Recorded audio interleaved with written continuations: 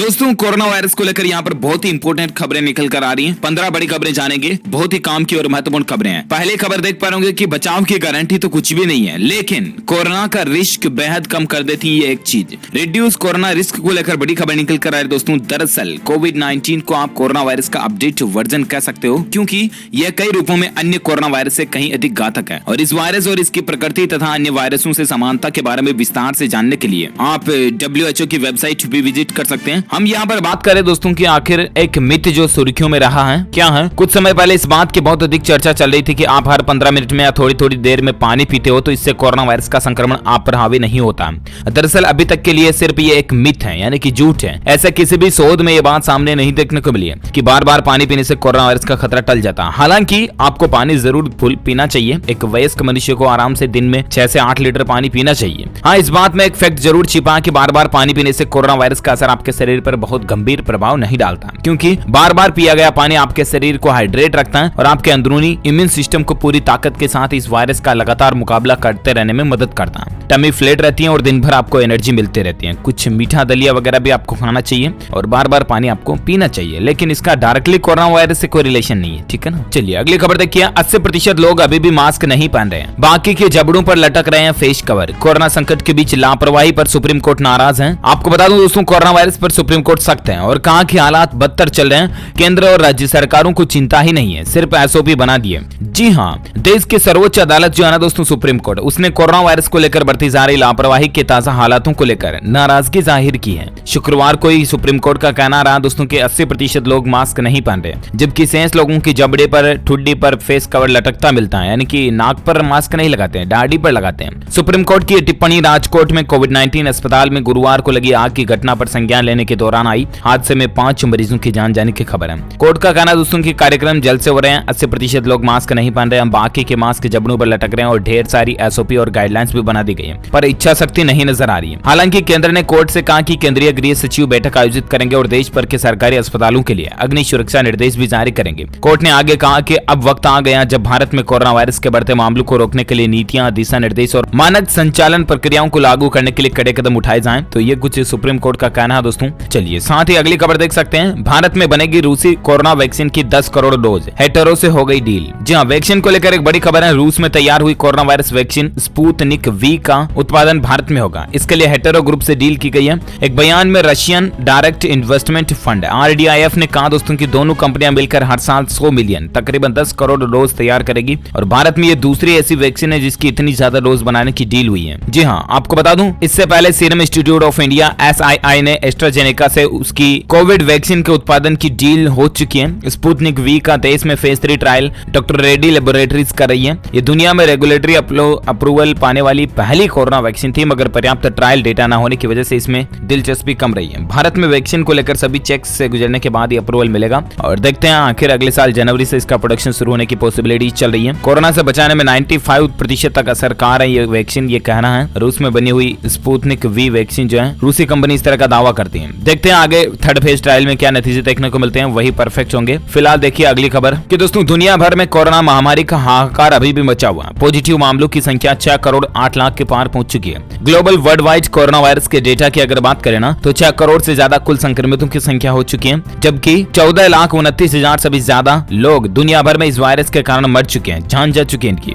ये जानकारी Johns Hopkins university के डेटा के अकॉर्डिंग आज ही निकल कर आ रही है। यूनिवर्सिटी के centre for system science and engineering ने इस बात का खुलासा किया कि आज सुबह तक मृत्यु दर जो है वो क्रम से बढ़ी और कुल मिलाकर के मामलों की संख्या 6 करोड़ के पार पहुंच चुकी है। दुनिया में सबसे ज्यादा प्रभावित देश अमेरिका है, जहां संक्रमण के मामले, कुल मामले 1 करोड़ 28 लाख से भी ज्यादा चल रहे हैं, जबकि 2,63,000 से ज्यादा अमेरिका में मौतें हो चुकी हैं। वैसे अपने देश भारत के आज के कोविड डेटा की अगर बात करें ना दोस्तों, भारत में तो जंग अभी भी जारी है। 87 लाख से भी ज्यादा कोरोना से ठीक हो चुके हैं, फिर भी भारत के सामने एक बड़ी चिंता नजर आ रही है। आखिर किस राज्य में कैसे हालात चल रहे हैं मैं आपको थोड़ा जानकारी बताऊंगा, लेकिन फिलहाल भारत में आज के कुल संक्रमित डेटा की बात करें तो कोरोना संक्रमितों की संख्या जो है ना वो 93 लाख के पार पहुंच गई है। 24 घंटों में लगभग 500 लोगों ने जान गंवाई। आखिर कहां कितने मामले मिले, इसकी जानकारी जानेंगे अपन। देश में दोस्तों पिछले 24 घंटों के दौरान 43,082 नए मामले देखे गए, जबकि 492 लोगों ने जान गंवाई और इसके बाद देखिए इस तरह कुल संक्रमितों की संख्या 93,09,000 से भी ज्यादा हो चुकी है, जिसमें से 4,55,555 एक्टिव केस चल रहे, यानी कि सक्रिय हैं, जिनका अभी इलाज चल रहा है, जबकि 87,18,000 से भी ज्यादा मरीज इस वायरस के कारण ठीक हो चुके हैं। इस वायरस वायरस से भारत में मरने वालों की कुल संख्या का आंकड़ा 1,35,715 से भी ज्यादा चला गया। तो ये तो रहा भारत में आज का ताजा डेटा, राइट। वैसे भारत में अलग अलग राज्यों के स्टेटस की अगर बात करें ना, तो आपको बता दूं महाराष्ट्र में कोरोना के संक्रमित, सक्रिय और रिकवरी तीनों मामले शीर्ष पर चल रहे हैं। पिछले 24 घंटों के दौरान 6,400 नए मामले देखे गए महाराष्ट्र राज्य में। वहीं राजधानी दिल्ली की बात करें तो दिल्ली में कोरोना वायरस का प्रकोप दिन ब दिन बढ़ता ही जा रहा। पिछले 24 घंटों के दौरान दिल्ली में 5,475 नए मामले आए। कर्नाटक में 24 घंटों के दौरान सक्रिय मामलों में 407 की बढ़ोतरी हुई। आंध्र प्रदेश में आज संक्रमितों की संख्या कुल बढ़कर 8,65,000 पहुंच चुकी है। राज्य में 8 और लोगों की मौत से मृतकों की संख्या का आंकड़ा 6,970 पहुंच गया। ये आंध्र प्रदेश राज्य का डेटा है। तमिलनाडु में 24 घंटों के दौरान 1400 नए मामले आए। केरल में 24 घंटों के दौरान 5,000 नए मामले आए। तो ये अलग अलग राज्यों का कुछ स्टेटस और अपडेट आंकड़ा स्कोर चल रहा है, ठीक है ना। आइए अब नजर डालते दोस्तों देश से जुड़ी कुछ और बड़ी खबरों में, जहां अपडेट देखिए जरा। दिल्ली में कोरोना संक्रमण रोकने के लिए रात के कर्फ्यू पर बिना किसी देरी के फैसला करे केजरीवाल सरकार, ये कहना है हाईकोर्ट की तरफ से। जी हां, कल ही दोस्तों दिल्ली हाईकोर्ट ने दिल्ली सरकार को कोरोना वायरस को रोकने के लिए रात के कर्फ्यू पर फैसला करने का निर्देश दिया है। हाईकोर्ट ने अरविंद केजरीवाल सरकार को बिना किसी देरी के फैसला करने और लागू करने के निर्देश दिए हैं। मामले में दिल्ली सरकार को 3 दिसंबर से पहले स्टेटस रिपोर्ट प्रस्तुत करने का निर्देश भी दिया गया। यानी कि हो सकता है कि अगर दिल्ली में रात्रि कर्फ्यू लगाया जाए तो 3 दिसंबर से पहले रात्रि कर्फ्यू लगाने का आदेश भी आ सकता है। और बाकी अब दिल्ली सरकार को यह तय करना है कि क्या दिल्ली में नाइट कर्फ्यू लगाने की जरूरत है या फिर दिल्ली के कुछ इशू या अन्य उपायों को अपनाया जाना चाहिए। दिल्ली सरकार इस पहलू पर निर्णय ले सकती है और बिना समय गंवाए कोई फैसला भी ले सकती है। देखते हैं क्या अपडेट आता है, दिल्ली गवर्नमेंट की तरफ से क्या फैसला लिया जाता है, मैं आपको बता दूंगा जरूर DLS न्यूज के ऊपर। और बाकी देखिए देश में फिर से कोरोना का ग्राफ बढ़ रहा है। महाराष्ट्र में 35 दिन बाद फिर से रिकॉर्ड तोड़ केस देखे गए हैं। साथ ही अपडेट चल रहा है दोस्तों कि दिल्ली में वेंटिलेटर वाले बेड की भारी किल्लत पड़ रही है। सिर्फ 205 ICU बेड ही उपलब्ध है। 60 अस्पतालों में कोई भी बेड खाली नहीं है। हालात देखिए जरा दिल्ली के हालात क्या चल रहे हैं। जी हाँ, दरअसल आपको बता दूं दिल्ली में कोरोना वायरस के संक्रमण के मामलों में और मृत्यु दर में बढ़ोतरी के बीच नगर में गुरुवार को वेंटिलेटर से लैस उपलब्ध गहन चिकित्सा कक्ष में बेड की संख्या घटकर 205 रह गई। वहीं कम से कम 60 अस्पतालों में कोई भी बेड खाली नहीं है। तो राजधानी दिल्ली के हालात क्या चल रहे हैं और अस्पतालों के हालात क्या चल रहे हैं तो आप अंदाजा लगा सकते हैं दोस्तों। इसी बीच खबर यह भी है कि कोरोना वायरस में कमजोर फेफड़े जो ना वो आपकी जान ले सकते हैं, इसलिए आप अपने फेफड़ों को जरूर मजबूत रखें। दरअसल जिन लोगों में फेफड़े तकलीफें या फेफड़ों में जिनमें कोई दिक्कत है उन लोगों को कोरोना वायरस संक्रमण का खतरा ज्यादा होता है और उनसे संक्रमण के कारण जान जाने की रिस्क भी ज्यादा रहता है। शोधकर्ताओं के मुताबिक कोरोना वायरस से मरने वालों की संख्या में वह लोग अधिक शामिल थे जो किसी न किसी सांस के संबंधित समस्या से जूझ रहे थे। यानी कि सांस की समस्या जिन लोगों को है उनमें कोरोना का खतरा ज्यादा है, समझ रहे हो ना सिंपली। या जिनके फेफड़े कमजोर थे उन लोगों की जान जाने का खतरा भी ज्यादा रहा। ऐसे में जरूरी है कि आप अपने फेफड़ों को मजबूत रखें और अपने खान पान में कुछ ऐसा जोड़ें कि जिससे आपके फेफड़े मजबूत होने में मदद भी मिले। आपको क्या चीजें खानी चाहिए? एक अखरोट जरूर खाना चाहिए, क्योंकि दोस्तों अखरोट में ओमेगा 3 फैटी एसिड नाम का एक एसिड पाया जाता है जो सांस की दिक्कत और अस्थमा जैसी बीमारियों में फायदा पहुंचाता है। इसके लिए आप अपनी डाइट में रोजाना एक मुट्ठी अखरोट जरूर शामिल करें। इसके अलावा एप्पल खाएं, सेब खाएं। अगर आप स्वस्थ फेफड़े चाहते तो आपको अपनी डाइट में विटामिन C, E और B जरूर शामिल करना चाहिए। सेब एंटीऑक्सीडेंट से भरे होते हैं जो आपके फेफड़ों को स्वस्थ रखने में मदद करते हैं और आपको हर एक दिन सेब, एक एप्पल तो जरूर खाना चाहिए। अदरक खाना चाहिए क्योंकि अदरक भी आपके फेफड़ों को डिटॉक्सिफाई यानी कि साफ करता है और यह फेफड़ों को प्रदूषण मुक्त बनाता है। इसलिए कोरोना महामारी के दौरान आप अपने फेफड़ों को मजबूत रखने के लिए अदरक का सेवन भी जरूर करें।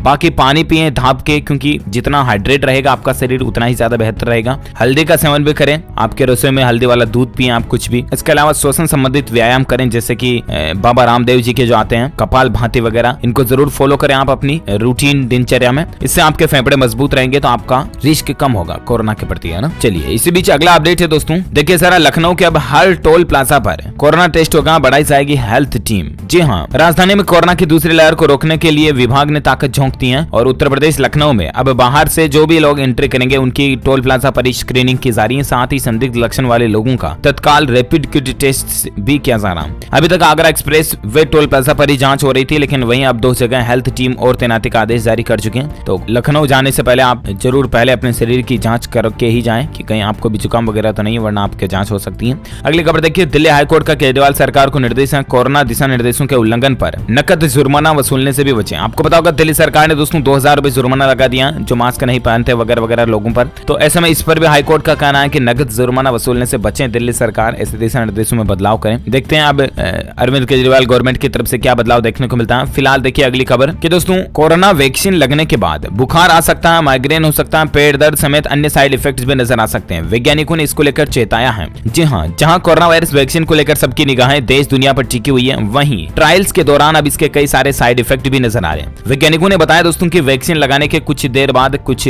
समय बाद इफेक्ट्स शरीर में देखने को मिल सकते हैं। और ऐसे में आइए आपको बताता हूं दोस्तों कि कोरोना से लड़ने वाला वैक्सीन अब आपके शरीर में जाएगा तो फिर कौन कौन सी नई प्रॉब्लम्स खड़ी कर सकता है। दरअसल ज्यादातर वैक्सीन के कुछ ना कुछ मामूली साइड इफेक्ट जरूर होते हैं। इसी तरह कोरोना वायरस वैक्सीन के ट्रायल में भी ऐसे कुछ साइड इफेक्ट सामने आए जिसमें कुछ डरावने भी हो सकते हैं लेकिन गंभीर ज्यादा नहीं है। इसमें आम बीमारी संभव है जैसे कि बुखार आ सकता है, मांसपेशियों में दर्द हो सकता है, सिर दर्द हो सकता है और अन्य भी हो सकते हैं। हालांकि ये हमें जानलेवा कोरोना वायरस से भी बचाएंगे और ऐसे में कुछ पाने के लिए कुछ खोना पड़ सकता है। आपने ये बात तो जरूर सुनी होगी कि कुछ पाने के लिए कुछ खोना पड़ता है। तो ऐसे में आपको अगर कोरोना वायरस की मौत से रिस्क से बचना है तो फिर आपको थोड़ा बहुत दर्द वगैरह सहन करना पड़ सकता है वैक्सीन के साइड इफेक्ट्स का, ठीक है ना। अच्छा, और एक खबर देखिए, दिल्ली के राजीव गांधी हॉस्पिटल में बनेगी पहली कोरोना वैक्सीन स्टोरेज की फैसिलिटी। ये भी अपडेट चल रहा है। दिल्ली के राजीव गांधी सुपर स्पेशलिटी अस्पताल में पहली कोविड-19 वैक्सीन स्टोरेज फैसिलिटी तैयार की जाएगी।